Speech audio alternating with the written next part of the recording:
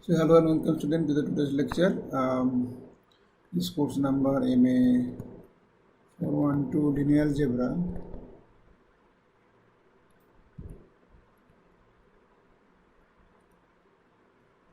and this is lecture number 16.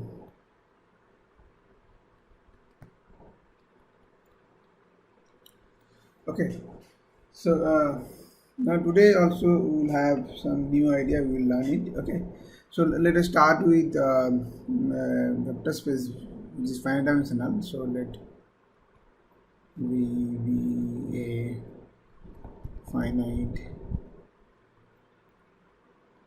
dimensional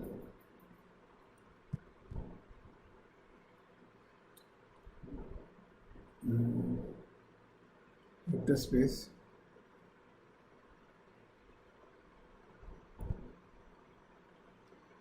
over a field F. Okay, and then you choose linear operator on V. I'm also assuming maybe dimension of the V equal to say n, and then obviously you will have dimension of LV is n square, right? Okay, so this is already proved. Now if you have a element of LV, the linear operator on V, then question is that what happens when you substitute this linear operator on some polynomial over F. So what does that mean? So let a polynomial, say P belongs to the polynomial algebra over F. Then how this look like P of T? Is the question. Now, so the thing is that suppose you have polynomial, say summation maybe a0 x power, sorry, ai x power I equal to say 0 to something say k, then this is P of x, rather I should say that. Then obviously you can find out that P of T will be sum over this. What does that mean? That means okay, so ai equal to 0 to k. That means that the coefficient you write down is 0 into I, identity matrix, identity operator, then a1 into t and so on, and then ak into t power k. Okay. And now you see that this each operator t square, tk, they are linear operator on k on v, and then if you multiply by that also linear operator. So this is always linear operator on v, so the element of LV, right? So if you substitute linear operator on a polynomial, it will be again linear operator on v. Okay. Now question is that now we'll define something called annihilating polynomial definition. So a polynomial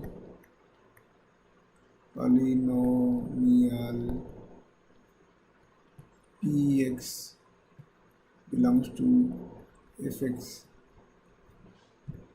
is called an annihilating polynomial. Okay.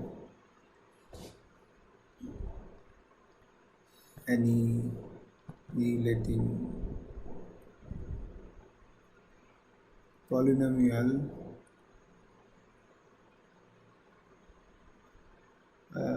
for a linear operator t belongs to LV if this P of t is identically 0. This is 0 operator, that means, okay. Then we call that P is annihilating polynomial for t over F. Obviously, yeah. So this is over polynomial for t, I should say here, over F. Okay, so this is depend on the field. And so this when you substitute t at on p, that will be linear operator, and if it is a zero linear operator, then you call the annihilating. This is annihilating polynomial, or we will say that p annihilates t. Okay. Um, so obviously we can ask whether this kind of polynomial exists or not. I mean, this is a necessary question. Given a vector space V, whether this kind of polynomial exists or not. So in general, if the vector space is infinite dimensional, you will never know. But for the case of finite dimensional vector space, which we are assuming here, okay, for the case of finite dimensional vector space, so note that if say dimension of v equal to n, and then any polynomial exists, any annihilating polynomial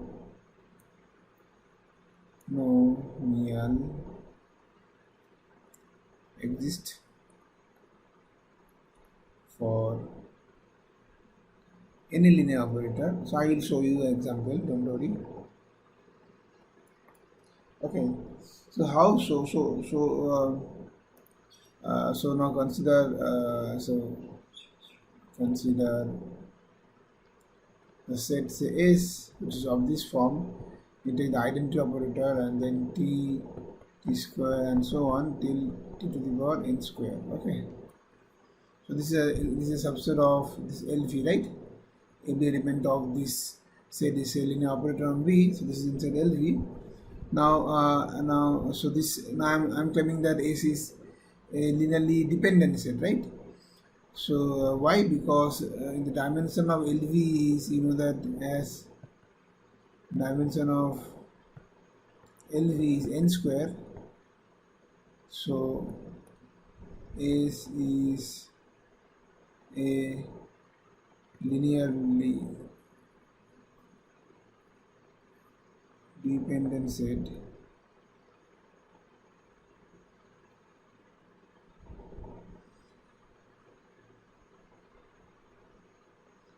Okay, this is clear because it has how many members are there inside S. You have n square plus 1 members. The dimension is n square, so there cannot be more than n square linearly independent vectors, right? Element here. So this set is linearly dependent. Thus, what does that mean? That means thus there are these constants, say C0, C1, and Cn square belongs to F, such that what happened? Such that this C0 in I plus C1 into T and so on, Cn square into T or n square has to be 0, right? So 0 means the identity is 0. I mean, that's what I'm writing. The linear operator. This is okay? Because these are linearly dependent, so we have so this I should say not all 0. There exists C0, C1, Cn square, not all 0. There might be at least one has to be non-zero, not all 0. So by definition of linear independence and dependentness, so you'll have this kind of relation, right? So we choose the polynomial px equal to, so for px equal to C0 plus C1x plus dot Cn square x power n square. Okay, we have, if you choose this polynomial, so this is obviously element of fx, right? So we have, for this polynomial, what we have p of t equal to, this identity 0, right? Because p of t will be C0i, C1t, and that is 0 already, you know. So what does that mean? That means annihilating polynomial always exists, right? So annihilating polynomial, annihilating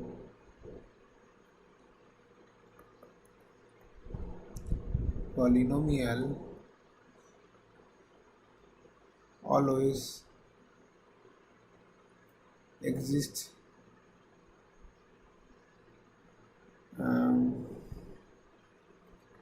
for any linear operator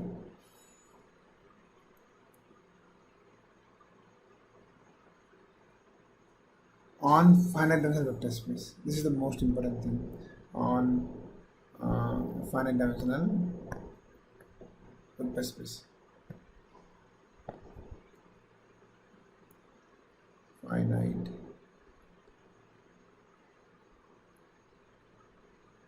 dimensional vector space.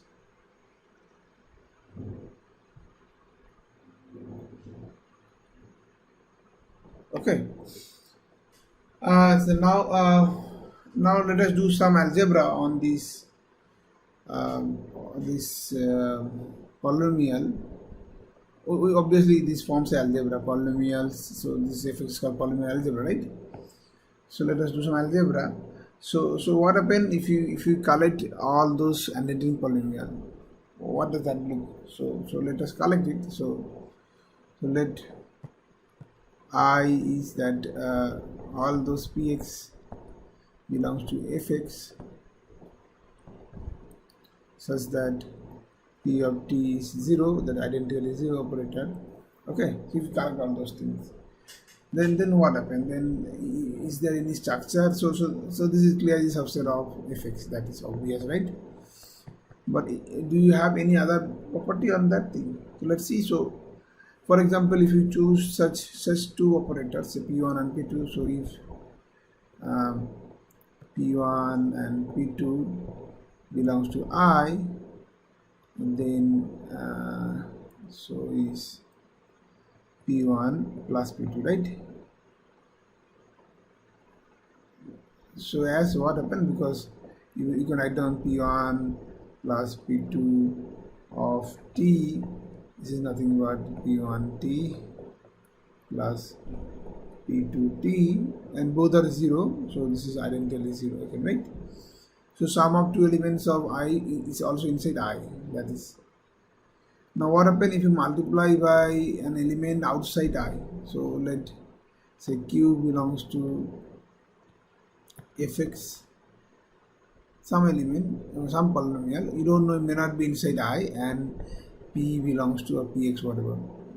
Q means qx actually, okay, belongs to I. Then what happens? Then you just multiply p into q or q into p, doesn't matter, because this is field, this field, so it's commutative, right? So if you multiply that, then what happens? Then it will be nothing but p of t into q of t, but p of t equal to 0, so this identity is 0 again. Okay, so what does that mean? That means if you multiply by an element maybe outside I, still the product is inside I, right? So this kind of property are kind of called absorption property.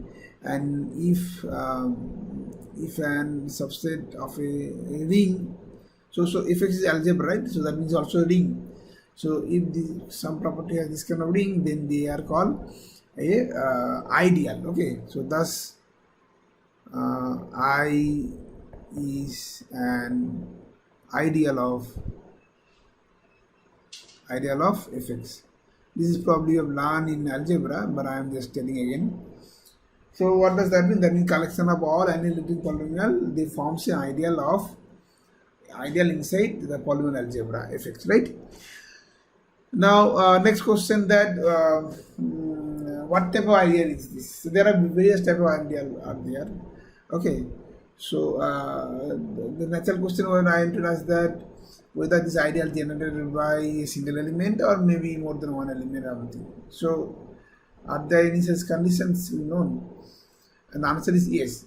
So there is something called principal ideal. Okay, so what does that mean? Principal ideals are those ideals which generated by a single element. Okay, and also this is known from algebra that whenever you choose this polynomial algebra, polynomial ring, they over a field, they actually forms, they are actually principal ideal domain, right? So this is known to us as fx is is called PID, principal ideal domain. Okay, so let me write down full form. Principal ideal domain. So what does that mean? That means every ideal of fx is a principal ideal. That means generated by a single element. So so I is a principal ideal, and when you have principal ideal, you have a generator. Okay, so thus I is generated by a single element. So let me write down by P. So that means what? That means every element of I is a multiple of Px, multiple by another polynomial. Okay, so I generated by Px. Okay, for some P, right? Now question is that, okay, so now whenever you have a prime, so suppose okay, so obviously now I'm claiming that you can find out a generator. So this is called generator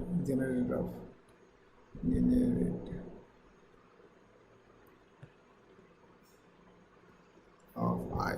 Okay, now next question, whether this kind of generator can maybe a monic or not. Monic polynomial. Monic means the leading coefficient is 1. The answer is yes. Obviously you can find out such. Why?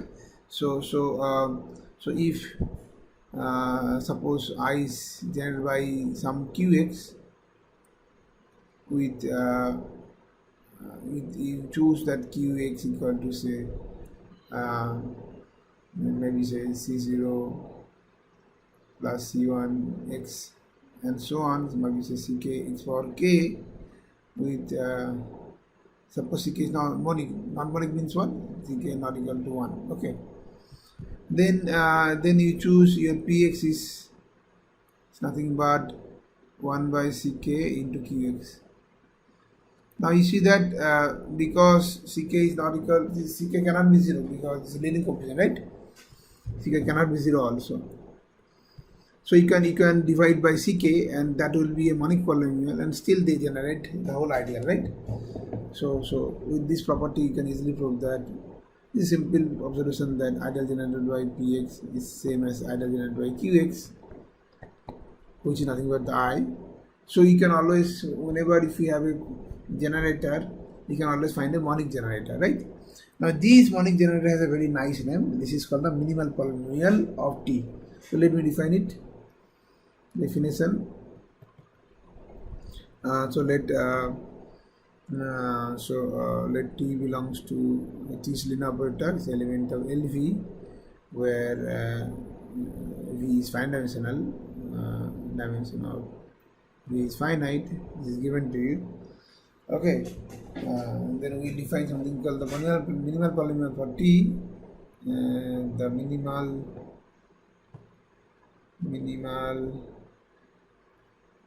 polynomial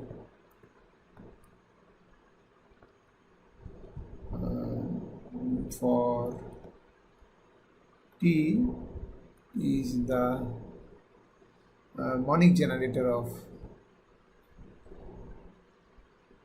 monic generator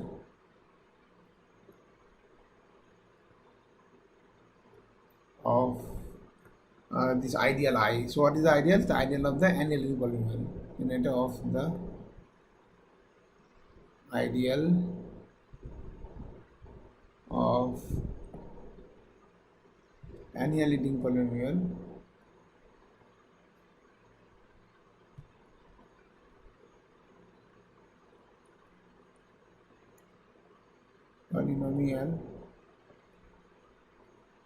for T. Okay, so what does that mean? That means you choose the ideal collection of all the polynomials which annihilate T, and then take the monic generator. That is called the minimal polynomial for T. Okay, clear? So this is okay. So far so good. Okay,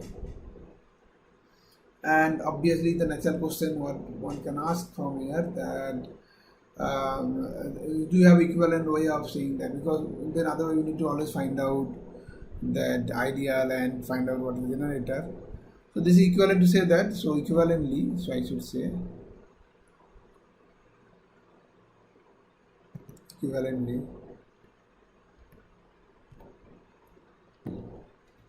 So the monic polynomial, sorry, the the what should I say? I should say the least degree probably. Okay, the least degree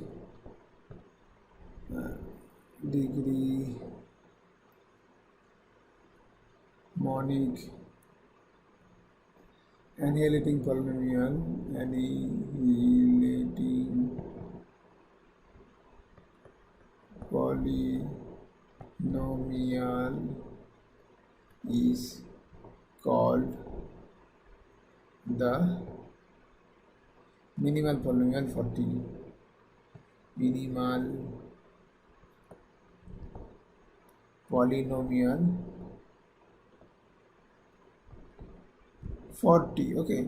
So what does that mean? That means so you choose the polynomial which is monic, annihilating, and that means P of T can do so identically, and also least degree. Least degree means there cannot be any other polynomial which also annihilate T. Okay.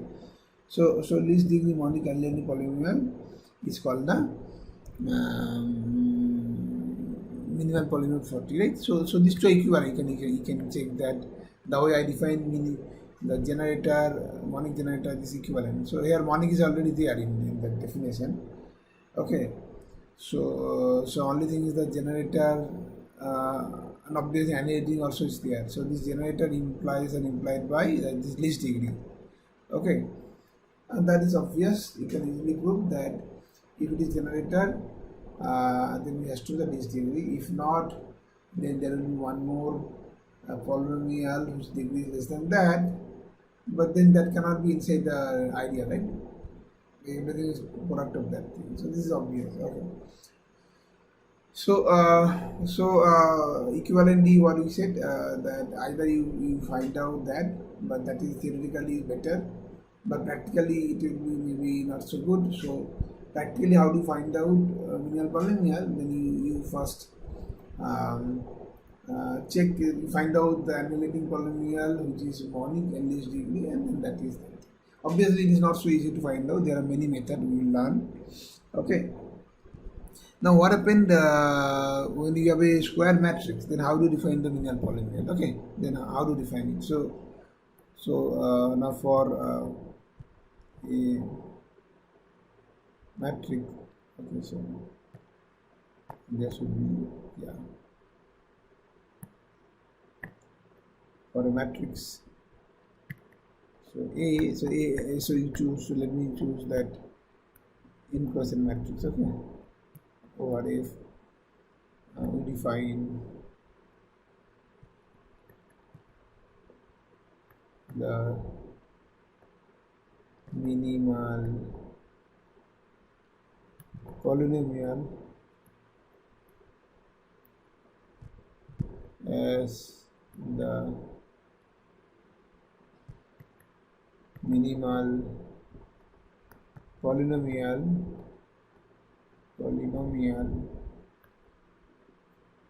for the operator LA. You remember we define LA from Fn to Fn, right?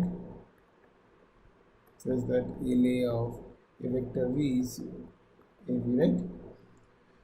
And then we know that this is kind of the budgeting map from in the matrix algebra to that the space of matrices to the space of linear operator. Okay. And so if you know these, then you can find out that, and vice versa. If you know a linear map, then you take a basis and then get by the matrix of this form, or if you know A, then you come to here by LA, right? And so we define the minimal polynomial of these by these and these by these same. Okay. Okay. So now, what is the advantage? The advantage is that whenever you have, I mean, why you are writing this thing? Because whenever you have f of t equal to 0 for some polynomial, then f of a is also 0. Okay.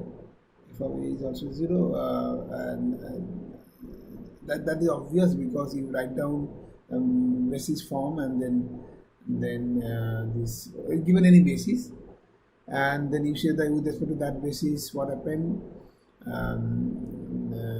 that aij will be that coefficient, that column vector, right? So corresponding to that you can transfer that this property f of t is actually equal to 0 implies f of a equal to 0, where a equal to what? So a is nothing but the matrix form of t with respect to some basis. A is just fixture basis. Okay, and this is for non-loop condition actually, both the ways. Okay, so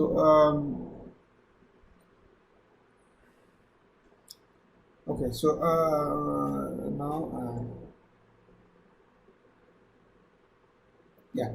So now a natural question one can ask that what happened. So if we know that minimal polynomial,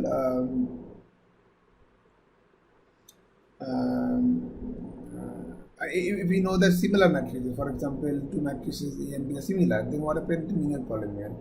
We have learned in one of the previous lectures that for characteristic polynomial, similar matrices always have the same characteristic polynomial, right? So is that the same thing true here? So question, or rather I can say that as a, let me diagnose a theorem, so to better. So the answer is yes, actually similar thing is true. So we can have a theorem that similar matrices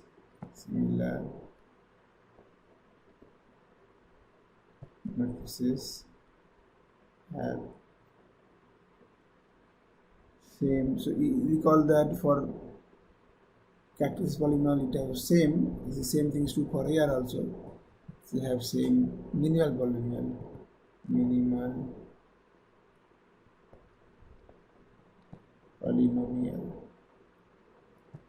Okay, and proof one can easily check that proof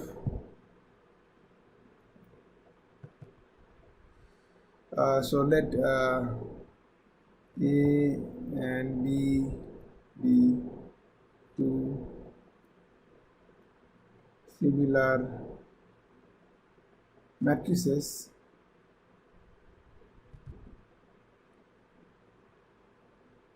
that is there exists some non-singular matrix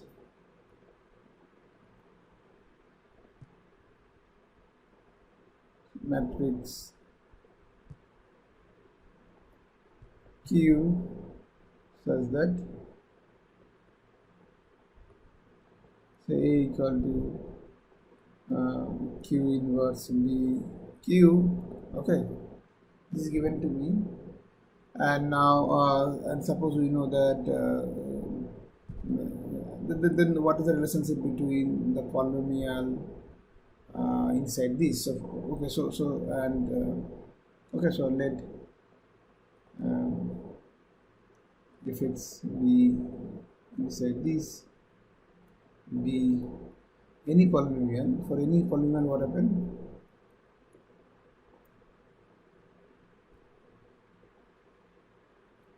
Okay, then what happened?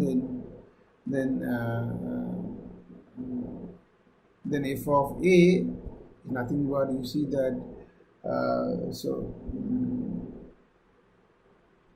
okay, so how do I write? So f of A will be Q inverse f of B into Q. Okay, so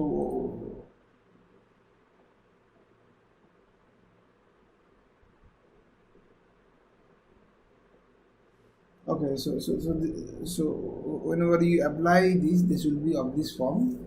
That is why, because as if f of x is of this form, say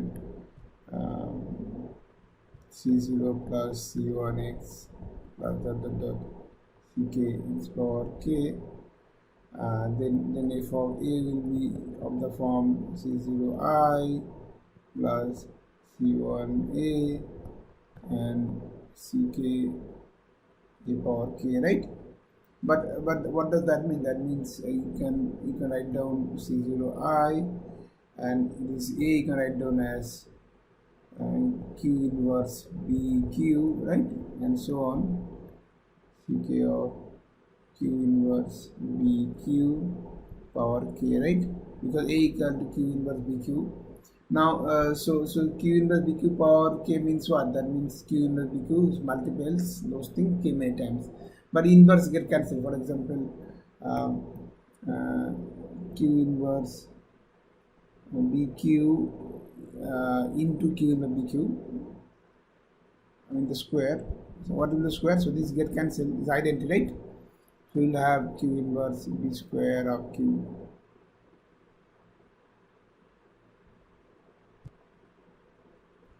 So this will be nothing but Q inverse B power K into Q, right?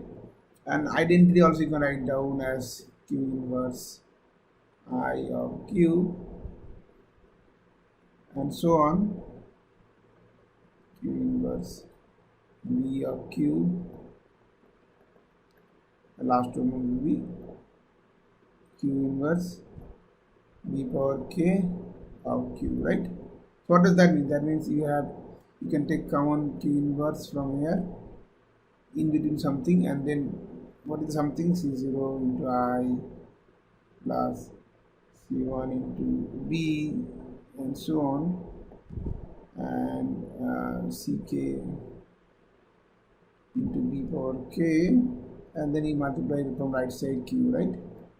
Now you see the in between this is nothing but the evolution of matrix B at F. So this is nothing but Q inverse of F of B of Q, right? So what I claim that is true, that if you have similar matrix of this form, then F of B will be of that form, and done. So that means that if this is 0, then obviously F of B equal to 0, F of B equal to this is 0, and vice versa. And if this is minimal polynomial, this is minimal polynomial, then okay. So this is both annihilating polynomial, right? If and only, and if this monic degree, least degree monic, it is also least degree monic because it is Q inverse can cancel, right? So this implies that F of A is minimal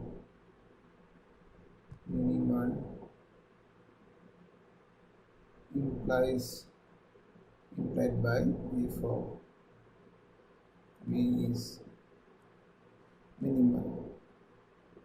Both are minimal polynomial if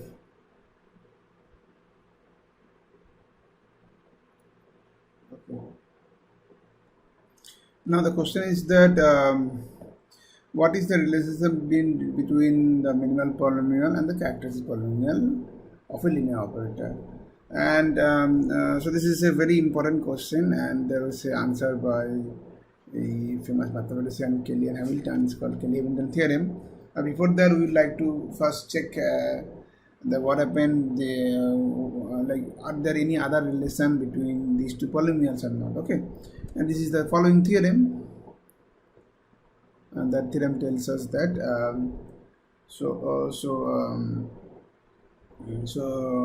I'm assuming that same thing, that T is inside LV and dimension of V is fine dimensional, something say N. Okay, so or you can think T as a also, the matrix form also, N cross matrix also. Okay, so with that format, the minimal polynomial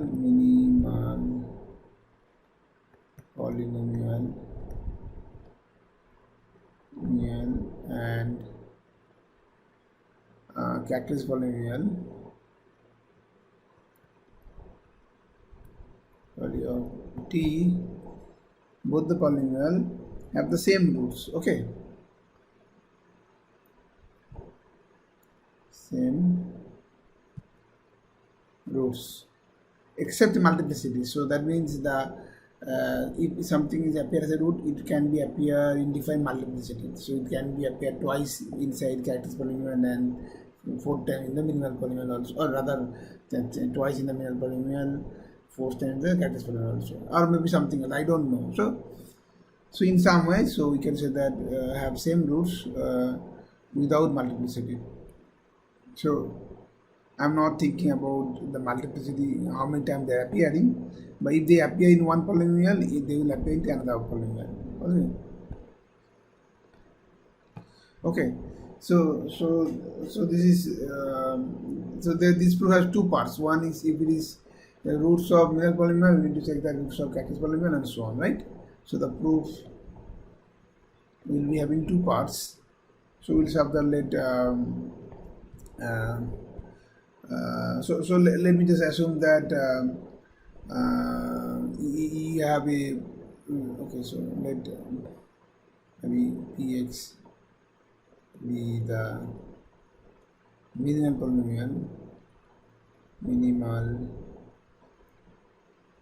polynomial of set t. Okay, this is given, and also I'm assuming that C belongs to F, be a the root of px, the minimal polynomial, right? So that is what that is given that p of c equal to 0. Now I need to show that c is also a characteristic root of characteristic polynomial, means c is a eigenvalue. So we need to prove that c is an eigenvalue.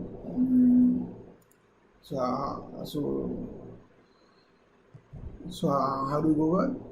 So if so from here, what do you know? So because p is of c equal to 0, so we can write down p of x in terms of this p x minus c into some another polynomial, say something say gx, where what do we know? What do you know? We know that the degree of g is actually less than degree of x, so it's actually degree of p minus 1, because there is one degree here, right? So degree of gx is less than degree of px, and now because px is the minimal polynomial, then what does that mean? That means g for g's cannot be identically 0, right? So then the minimality of px, minimality of px implies g of t cannot be identically 0, right?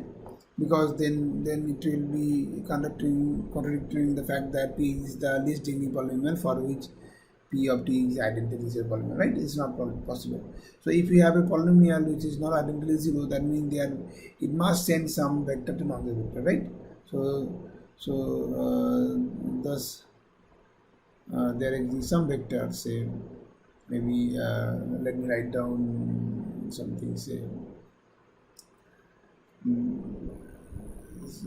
maybe say v1 belongs to v, such that gt of this v1 cannot be 0, right? Not a 0 element. Okay, that is definition of that is coming from the minimality of that thing. So now we write down, let this is a non-zero element, so write down this is a non-zero vector. So let me write down this is v2, which is gt of v1. Okay, this is non-zero. Okay, now we will claim that this v2 will be the eigenvector for the operator t with respect to the eigenvalue c. So that means c will be eigenvalue, that we will show. So now what happened now, because we know that p of t is identically 0, so no matter whatever vector you will plug, it will always 0, right? 0 vector. But I know that my p of this t is nothing but x minus so px is equal to, okay, so x minus cgt, right? So that means what? That means p of t is nothing but t minus ci into g of t, right? So then let me use that fact here. So yes, so this is t minus ci into gt and v1 that not equal to, that is equal to 0, right? But gt of v1 we just assume that this is non-zero, right? It's v2, so this is nothing but tci v2 equal to 0 with v2 not equal to 0. So what does that mean? That means t v2 is c v2. So thus this is v2 is a eigenvalue, sorry, eigenvector, and c is eigenvalue. Thus c is an eigenvalue of t corresponding to the eigenvector corresponding to the eigenvector v2, right? So that means c. That means the c is the also a root of the characteristic polynomial, right? So that is the definition of eigenvalue. Okay. Now conversely, what we need to prove? Conversely, suppose that this is a root of this is eigenvalue. So conversely,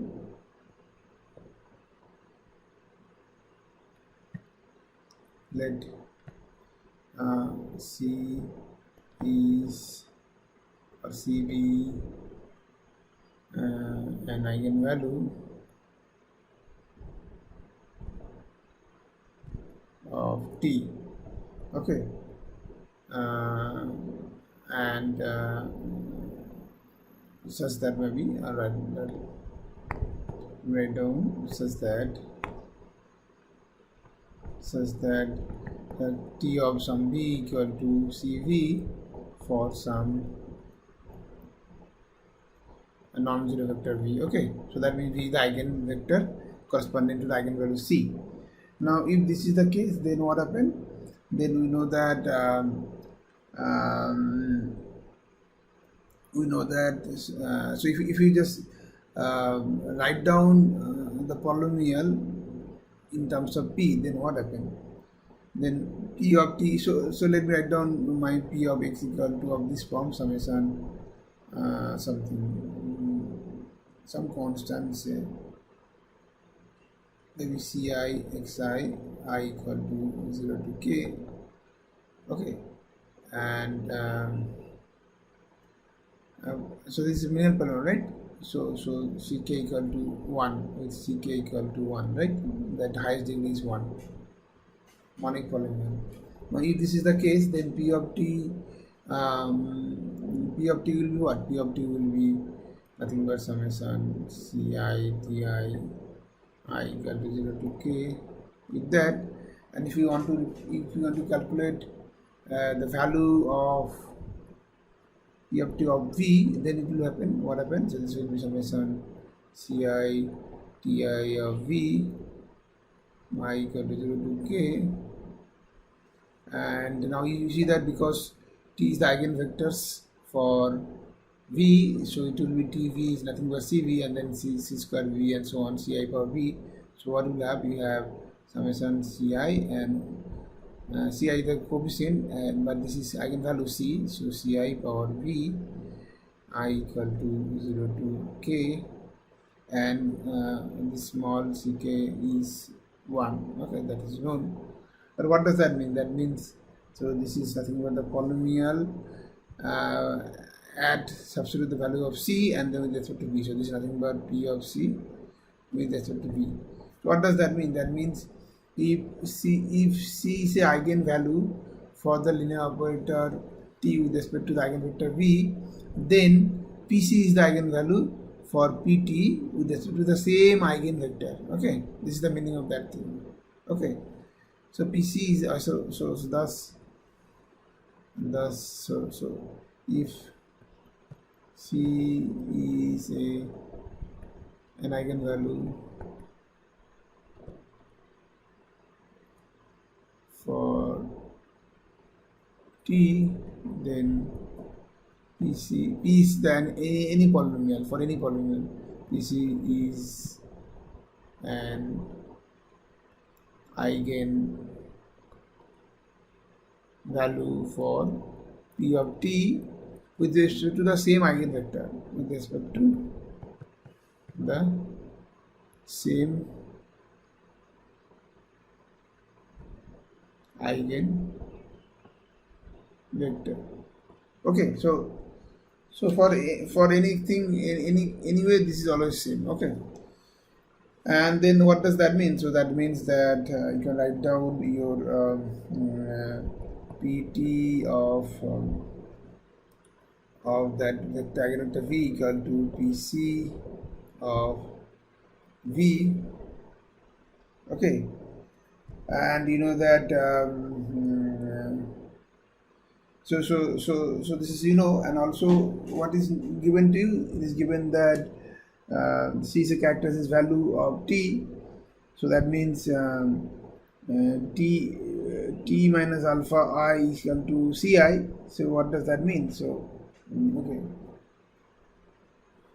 so this means that p of c of v equal to 0 as pt equal to 0. P is the minimal polynomial, so identical is 0, but v cannot be 0, right? So you choose p is a non-zero vector, right?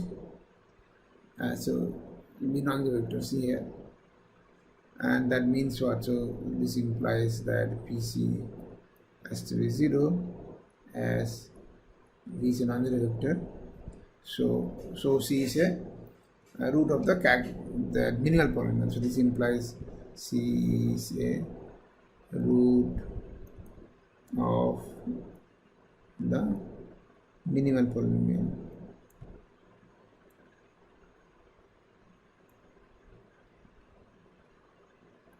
Okay, so what I prove that characteristic polynomial and minimal polynomial, they have the same root. Their multiplicities can be different, but roots are same. Okay, so what we learned so far? So we learned that whenever you have a minimal polynomial for a operator, and if you already know the characteristic polynomial, then there is a relation. They share the same, for example, characteristic root. Okay, so or the roots are same. So what does that mean? That means if so the gist of this thing is what? So the gist is so if p of c equal to 0, that implies f of c equal to 0. So f is the minimal p is the minimal polynomial, and f is the characteristic polynomial. Okay, and conversely, if and only, so I should say that p of c equal to 0 if and only f of c equal to 0.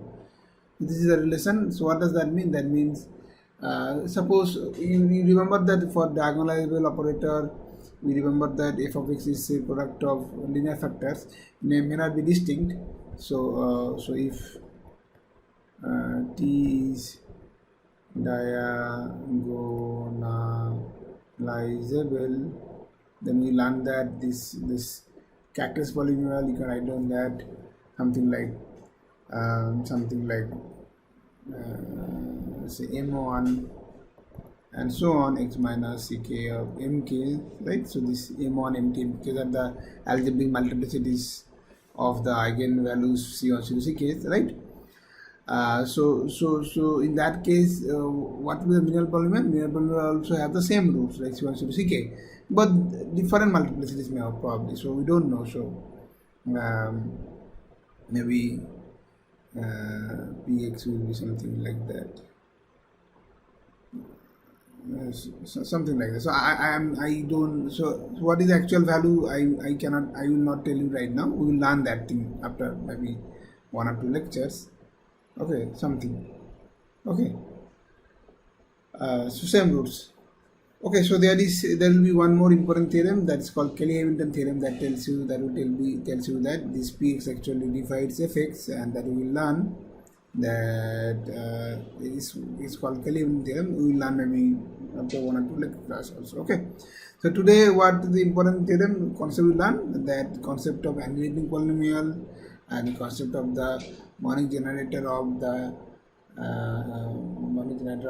ideal generated by all annihilating polynomial, which is called the minimal polynomial. Okay, And then we learn also the similar matrices have the same linear polynomial, same property which was true for characteristic polynomial. And the final important theorem was that these two polynomials have the same roots. Okay. Okay, so by this I will stop today's lecture.